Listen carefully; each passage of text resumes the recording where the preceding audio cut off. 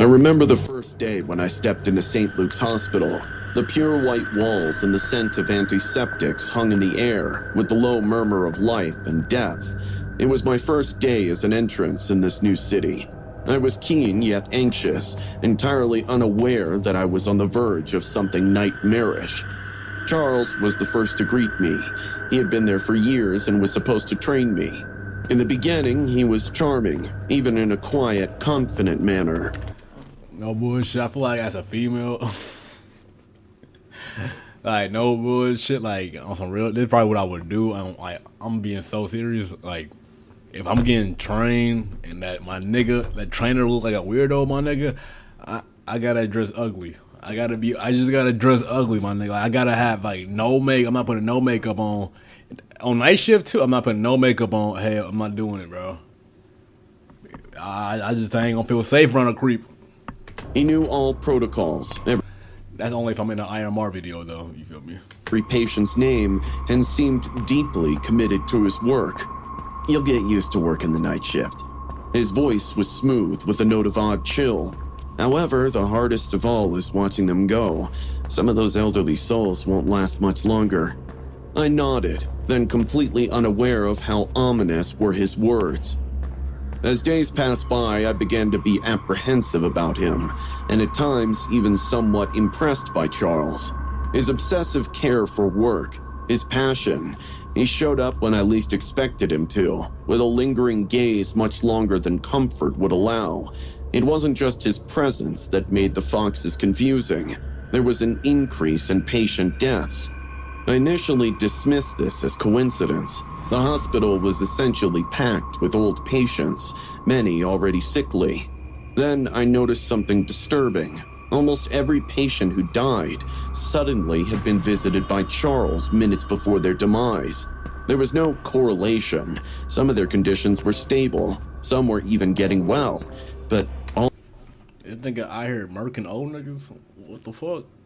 He's like speeding up their deaths. Why? all had one thing in common: Charles. One evening, I found him watching me as I read a patient's file. He smirked knowingly. "What's on your mind, Amy?" he asked, his voice low. I made myself smile. Just getting the hang of things. "Nice," he said, stepping closer. "It's better to forget the details. Easier that way." That night, I had decided to have a closer watch on him. A few nights later, I had gone to take a break in the back alley when I sensed something blood-curdling. Charles was crouched down beside a dumpster, facing away from me. He was methodically doing something, and when I took a step forward for a better look, I gasped. He was ripping into a dead pigeon with a surgical blade, fingers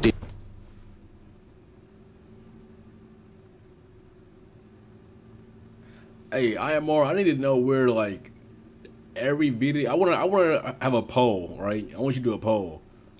I want you to do a poll on who, like, what in all the states, where do you get the most videos idea? Like, who's sending you the ideas?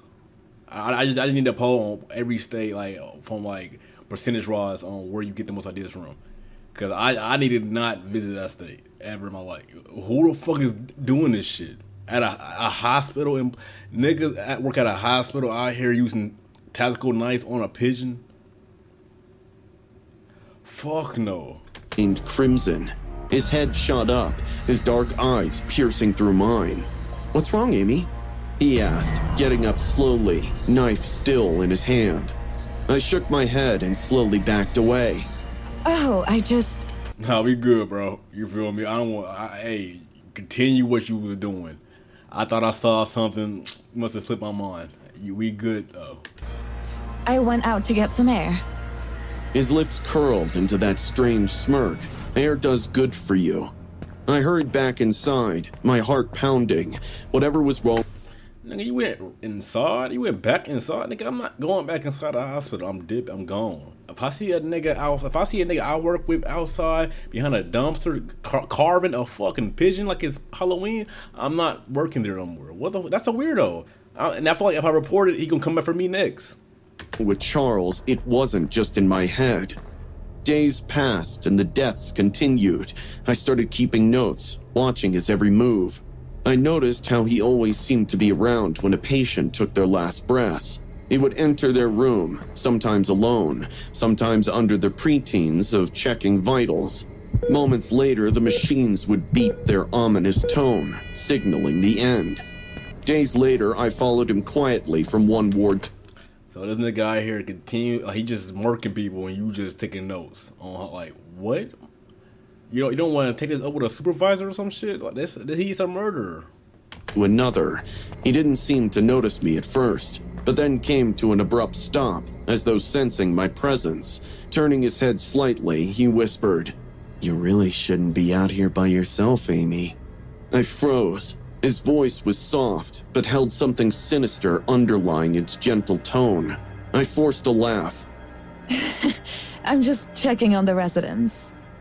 He chuckled under his breath, continuing down the halls as if nothing had happened. Trembling, I held my pen and wrote another entry in my little black book. A few nights later, I saw him creeping into the supply unit. I felt my heart race as I quietly followed a decent distance away. I peered through a small glass window to see him filling his shirt pockets full of syringes. I knew my time was running short. Nigga, what? Why? How you got this much? I ain't gonna lie, this nigga, you the only fucking you the only fucking nigga I know who like voluntarily, like, you know what he's doing, and you just sitting there waiting for your death. Like, why? You know what this nigga can do. You know what he finna do to you. You just said you just sitting there waiting on it. Why, my nigga? Let me get the intuition you get, cause that shit's ass. That same night, I saw Charles walk into the room of an elderly patient who had only recently been admitted. There was a knot in my stomach with fear. I wanted to go in after. That nigga got hockey as a victim, and she's still being a dumbass. Like, what the fuck? Him to scream at him not to touch that patient, but was instead rooted to the floor in fear. I figured it would be best to get evidence first. The next morning, that patient was dead. No signs or symptoms had been expressed. No complications. He was just gone. I called the police. I explained everything. The pattern, the theft of the syringes, the suspicious actions of Charles. And they took me seriously, and we made a plan. I would stay on watch and call them when Charles made his next move. That night, I saw him again. He slipped another syringe into his pocket and headed towards the room of a man who had only been admitted the day before. I hastily messaged the officers waiting outside. With everything crammed with courage, I trailed behind him. I slowly stood just outside the door, looking through the small crack. What I saw made my stomach drop. Charles loomed over the patient as he whispered something I couldn't hear, standing there with a syringe as he prepared to inject. Stop! I continued, in a voice that rang through the room. He turned, his eyes dark, almost soulless. The syringe fit itself more snugly into his fingers. "Amy," he purred, "you mustn't be here." Before he could make his move, the police rushed in with a bang. "Drop the syringe!" one shouted. Charles clenched his jaw, his eyes darting to each officer and back to me. For a moment, I thought he might charge, but he hissed and dropped the syringe to a clatter on the floor. They were all over him, forcing him down. As they dragged him away, he turned his head toward me and smiled, a slow, knowing smile. "I'll see you around, Amy." I shuddered, wrapping my arms around myself now that reality. Ain't no way he got the best lawyers of all. Like, got the best lawyer. Your ass is dead. You're dead, Amy. The way he dropped the syringe, took the handcuffs, and just smiled. He know he finna get home free. It's up for you. Began to hit. Charles was a monster, and I had witnessed him firsthand, but he had been caught. It was over, or so I had hoped. Even with Charles in custody, a certain tension still hung heavily over me. It was his twinkling words that visited me at night from shadowy corners, and there were nights I woke in a cold sweat, thinking I saw him lurking in a shadow somewhere inside my room. I told myself it was just paranoia, that he was locked away, but fear is a cunning thing. It digs itself in below the skin and refuses to let slip. And while I indeed wanted to believe that Charles was gone forever, there was a part of me lurking, waiting for the moment when his prophecy would come true. That one day, somehow, virtual or otherwise, I would come to see him again. Charles Cullen, a former nurse, is one of the most... I ain't gonna lie, I'm not. If it's a true story, then this make you even more of a dumb. Oh my god. Let's see, get skip. Oh, I'm turning. Oh, I'm done. Hold on. Notorious serial killers in U.S. history. Fragrance of fresh mess raised in a scroll. Hi, my name is Kumar, and I was raised in a small Indian village where the summer air was infused with the fragrance of fresh mangoes, and the land shimmered gold in the afternoon sunlight. Childhood was simple and beautiful. Cool winds blew on our faces. Friends and I ran through fields where the greenery spread endlessly, climbed trees, and swam in the clearest ponds reflecting the blue sky like mirror. Life was easy, worry-free, and full of laughter. Then, out of nowhere, village children started to go missing. It began as a whisper among the elders, then acquired the entire village. Initially, these missing cases were brushed off as unfortunate incidents, but soon the locals started to get scared. A boy from the next community went missing on his way home from school. One girl went to bring back a jug of water and never returned. Their parents searched, calling out, and the echoes could be heard across the village, but the police dismissed it as trivialities. They called them missing cases, but the police never truly searched. Things started to go down really soon. What do you expect? It's the IMR police station. You feel me? IMR do not give out good police members in this bitch. You feel me? I'm sorry to tell you. Feel me? Parents forbade their children from staying outside for too long. Those of us still playing out now moved by twos and threes, trying to protect one another from the unknown power that snatched away our friends. A village that was once our playground started to feel different and darker. It was as if something sinister lurked in the corners that the sun couldn't touch. One evening when I was 7, my best friend Hari and I lost track of time. We had been playing near the old banyan tree, laughing and chasing fireflies, not caring that the sun had dipped into the horizon. As I looked up, I noticed the sky orange, red with the hue of the dying sunlight. Warmer tones of the evening became cooler night blues. The fields were filled with the chirping of crickets, while eerie howls of coyotes danced in the air around us at a distance. We should take the shortcut through the woods, Hari suggested. It wasn't the safest route. I ain't gonna lie, Hari, you would've got slapped. I would've slapped the shit out of you. No bullshit, nigga. You think I'm finna go? You just heard that our day ones are getting slimed out and we getting took, and you talking about going into them deep ass woods, no light. Nigga, I would have dead ass sacrificed your ass. Your ass would have been a sacrifice. And I'm not trying to hear your pleas and sorries either, my nigga. Cause that was the dumbest shit you could have fucking gave me for an answer. Like, what the fuck? Go to the woods? What? Skip past the hell no. But it was the fastest way home. The thought of our mother scolding us for being late. This is the solution, by the way. Go into the woods. Let that. It made us quick to agree. We started walking. Along with the sounds of our voices, we could hear the crunch of leaves under our feet. 5 minutes into the walk, we began hearing a distant crying. It was like the cry of a child. And then you got sandals on. There's no full speed happening with them sandals on, my nigga. Them flip-flops are not making you go full speed. It's up. At first far, but then it became louder. Thinking a poor kid must be in trouble, Hari ran toward that sound. I had no other option than to follow him, but what the fuck why are you listening to Hari for? He gave you the dumbest idea, and then you gonna listen to his intuition to go to the noise? Come on, see, you's a dumbass too. That alarm had already activated in my mind. Who in the woods would be crying? A lost child? I'm watching Ed, and the other nigga already took Eddie. You feel me? It's only y'all two left. A ghost? Every ghost story we ever heard ran through my head. We got close to a big bush, and peeking through the leaves, we saw it in the damp earth. It was an old, shabby doll, button-eyed, glittering in the moon's dim light. The instant I stopped to touch it, the cry peeped again, clearer this time. The cry wasn't even of a child. It was coming from the doll. Ari smirked, thinking something must have made the doll move to let out that cry, but I wondered, what or who? We turned to leave when we heard footsteps behind us. There was a man, a tall, lanky man standing under the glimmering moonlight. His partial face was curtained under the shadows of the tree branches above him. His eyes were wide, and he had this stretchy, unnatural, dragged grin. He whispered, "Do you like toys? I have many more."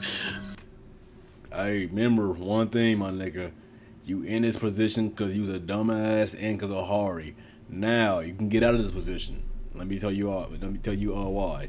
Or how. You don't gotta outrun that nigga. You just gotta outrun Hari. And I know you can outrun Hari, bro. You just gotta put that adrenaline in. But start tweaking out. "Come with me and I'll show you." My blood Don't follow him, bro. ran cold. Do not follow that Hari nigga. and I had heard the stories, the missing children, the stranger who lured them away. We shook our heads and turned to leave, but he moved. Nigga, turn to leave. So you know all this shit, and you talking about you just turned around the opposite position of this nigga and walk slowly? Nigga, I would've gone. Okay. Fast. Before we Maybe could it's take me. another step, he appeared in front of us, blocking our way, his long fingers reaching into his pocket, pulling out chocolates. "Come now, don't be afraid. Take these. I have plenty more." His voice was smooth and coaxing, but there was something off about it, something that made me scared. That shit got rock in it, my nigga. Do not pick up that chocolate. It got rock in it. I'm dead ass. Scared enough to never stay outside after dark. "No!" Hari suddenly yelled, grabbing my hand. "Let's go, Kumar!" We started to run, our feet pounding against the forest floor. My heart hammered against my ribs. I expected to hear some footsteps and feel his hands grabbing at our clothes, but as I glanced back, I saw something worse. He wasn't chasing us. He was standing still. That's so fucking nasty, my nigga. And Niggas he out here eating organs and shit, bro. was I don't even want to. munching on something. At first, I thought it was the chocolates that he offered us, but then I noticed it. From a black plastic bag, he pulled something out. Something dark, wet, and dripping with a thick red liquid. He stuffed it into his mouth, chewing slowly, savoring it. The way the thick residue ran down his chin, I got doubts about whether this guy's a real human being or not. It wasn't food. At least I won't call it food. I didn't scream. I couldn't. Hari dragged me forward, forcing me to move until we reached the edge of the woods, where the sight of the village lights finally made us feel safe. We ran home and told our parents. They listened, their faces pale with horror. But when they asked around the village, no one knew who the man was. A year later, my father got a job in the city and we moved away. Life changed. One evening, I got home from school and found my parents glued to the TV. The tone of the news anchor was one of grave seriousness, depicting a case that had shaken the entire country. A man had been caught, a man who had been kidnapping and murdering children along with a friend who was equally sick like him. 19 confirmed victims, some as young as 5. He had even confessed to eating their flesh. The screen flashed an image of him. It was the man from the woods, the one who had grinned at us, the one who had offered us chocolates. My legs grew weak. My mother turned to look at me, her eyes wide with horror. I lay awake that night, staring at the ceiling, haunted even now by thoughts that just couldn't let go. I had stared into the eyes of a monster and lived to tell the tale. I should have been one of them, but I wasn't. The fuck, nigga, why the hell are you thinking like that?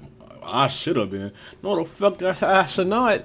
Not me. The fuck you mean I should have been one of the ones that should have been aiding? The fuck, why? I will never get why niggas think like this. And to this day, I don't know why. Around 2006, cases... I don't care. No bullshit. I never truly wanted to believe that demons exist. Ghosts, perhaps. Spirits of the dead. In this world, sure. But demons? They belong in horror movies and Sunday sermons, not in a 3-bedroom house on Carolina Street in Gary, Indiana, of which I am a proud tenant. But they came anyway. This nigga like a Oasis surfboarder, my nigga. He is not gonna last long. Hell no. It started with the flies, black, buzzing swarms of flies, appearing even when winter stood firm. Kill as many as I did, and you's a female. Oh shit, my fault. Fumigate the house. They just kept coming back. This was no normal infestation. They were not to have been there, but this was just the start. At night, I heard heavy boots climbing and descending the stairs, pacing the halls just outside my bedroom. The first few times, I thought it was one of my children getting a glass of water or going to the bathroom, but when I checked, they were sound asleep, their chests moving up and down in utter, merciful ignorance. The footsteps continued, and they wouldn't stop, not even when I had locked every door and window and suspended myself from prayer. Then my children changed. First, it was little things. My daughter talked to invisible friends in whispered tones, her eyes... Hey, no bullshit. That's the first sign of demon. No cap. Like, I promise you, if I get a kid and like he started talking to it shit that does not make sense, that nigga, he getting brought to a priest. The whole house getting brought to the priest, nigga. Like, no bullshit. Darting to the darkest corners of the room as if something lurked there. The youngest woke up in the morning with deep fingernail scratches on his arms and legs, his sheets twisted as if he had been fighting something in his sleep. But my eldest? He scared me the most. One night, he sat up in bed, foaming, still straight and motionless, and with a blank stare, I called his name. He turned his head slowly, very slowly, as if he were straining to do so, until he was locked into his stare upon me. His smile was not that smile. It was the smile of something else. "Mama," he whispered. "He wants to play." The room... Gone. Not my kids no more. Not my kids no more. Gone. Became unbearably still, crushed under the invisible weight of something pushing against my skin. I could not move. My son, my baby, gave a guttural laugh that made bile rise in my throat. The spirit left suddenly, and my son, after blinking back the tears, looked around confused and began to cry. He couldn't tell me what had just happened. That was when I realized there was something evil in our house. So I went to the priest, Father Maginot, listened to my story with a stern expression while I told him about everything strange that happened, the whispered voices and the shadows that slithered across the walls that should have been empty. He agreed to come out to the house, to bless it, and to drive whatever it was away. He lived to regret it. His complexion drained the moment he walked into the house. The air chilled, enough for our breath to be visible. He dipped holy water in every room, muttering prayers in hushed tones. Down in the basement, something growled. The walls quivered. Above us, the bulb exploded, snuffing our surroundings in total darkness. "This is not a ghost," he told me afterward. "This is something much worse." The Department of Child Services got involved when my children started missing school. When they arrived for their visit, they witnessed things I could barely explain. My youngest was lifted from the ground, an invisible force hoisting him into the air before he was flung across the room like a rag doll. Damn! What the fuck?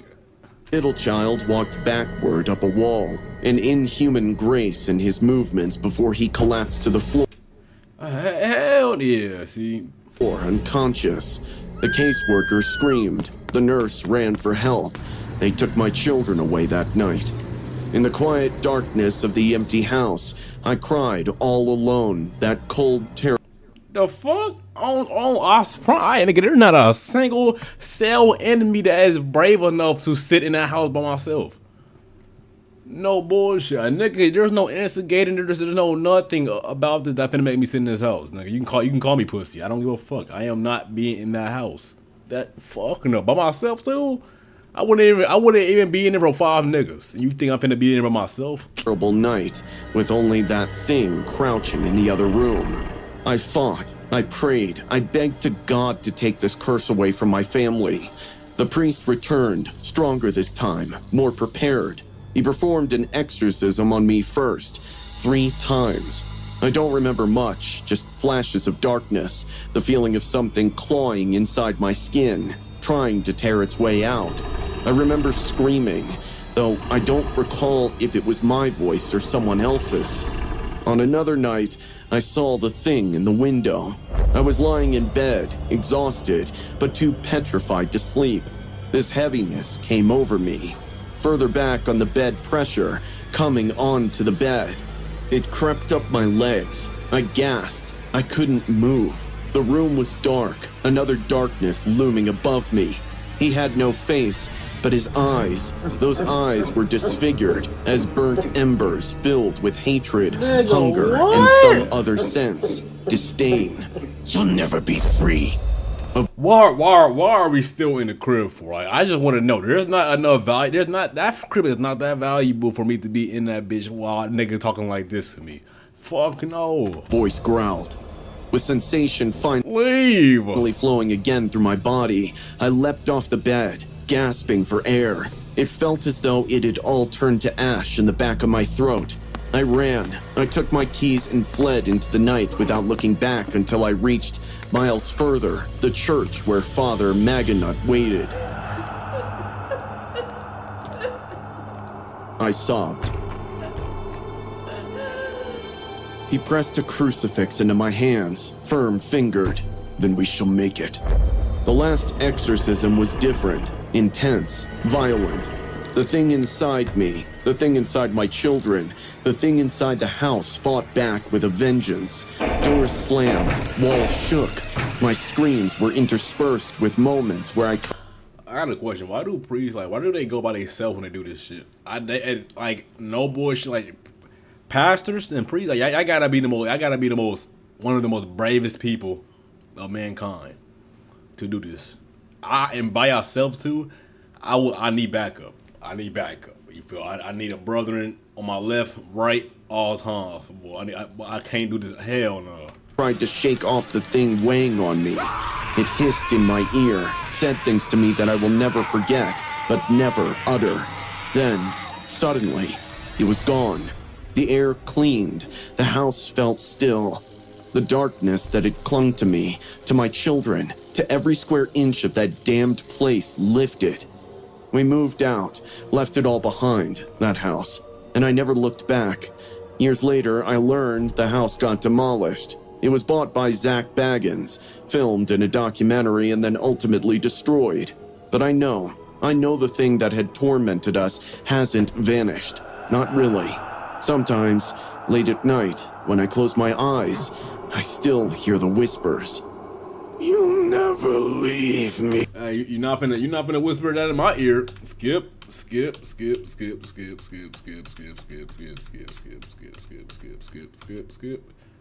Nigga thought you finna say that in my ear at nighttime at that time. Nigga, I'm in the house by myself. Think you finna whisper that last sentence. But hey, if y'all fuck with the video, make sure to like and subscribe. We out. And here go Dizzy. What? Arrogant that nigga, but he's friendly. What? And here go Dizzy. Arrogant that nigga, but he's friendly. Hold on, it's Odin. Hold on, it's Odin. Hold on, it's Odin. Arrogant ass nigga, but he's friendly.